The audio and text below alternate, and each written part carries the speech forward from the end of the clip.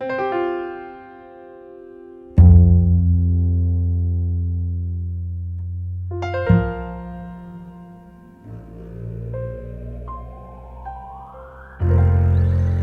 vivons dans l'abondance et cela pose problème car nous utilisons trop de matières premières, trop d'eau et trop d'espace. Pourquoi ? Pour nos maisons, déodorants, tondeuses à gazon et même pour notre machine à laver. Nous ne voyons pas une grande partie des ressources naturelles nécessaires à nos produits. Pourtant, il y a l'eau, du pétrole et des minerais dans nos infrastructures. Nous utilisons également ces ressources pour produire de l'énergie ou des lubrifiants. Et même en fin de cycle de vie, lorsque nous recyclons ou éliminons nos produits, nous avons besoin de ressources naturelles supplémentaires. Cependant, il y a une chose que nous ne devons pas oublier. Nous n'avons qu'une seule planète Terre et ses ressources naturelles sont limitées. C'est principalement au Moyen-Orient que l'on trouve du pétrole et en Chine que l'on trouve du minerai de fer. L'or est par exemple extrait en Afrique du Sud et le lithium en Amérique du Sud.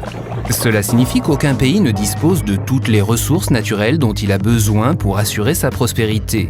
C'est pour cette raison que notre approvisionnement en matières premières est la source de nombreux conflits. Les modifications de l'écosystème, qui sont par exemple engendrées par l'utilisation de l'espace et de l'eau, aggravent sérieusement la situation. Avec son mode de vie, chaque Allemand consomme 60 tonnes de ressources naturelles par an. Aux États-Unis, la moyenne s'élève même à 130 tonnes par habitant, alors qu'un Indien vivant en milieu rural totalise actuellement 3 tonnes par an. Et la tendance est à la hausse. Notre prospérité n'est pas viable à l'échelle planétaire. Un produit fini concentre moins de 10% de la masse qui a été mise en mouvement dans la nature et des matières premières qui ont été exploitées pour le fabriquer.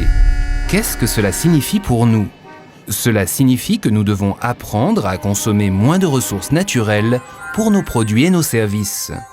Notre machine à laver peut nettoyer le linge correctement à des températures peu élevées. Bien des choses peuvent être utilisées en commun. Nous devons concevoir nos produits pour qu'ils durent plus longtemps, qu'ils puissent être réparés, soient réutilisables, faciles à démonter et à recycler. Pour ce faire, de plus en plus de nouvelles technologies et de matériaux nouveaux remplacent les techniques dépassées et inefficaces. À l'avenir, nous pourrons nous chauffer, produire notre électricité, notre carburant à 100% à partir d'énergies renouvelables.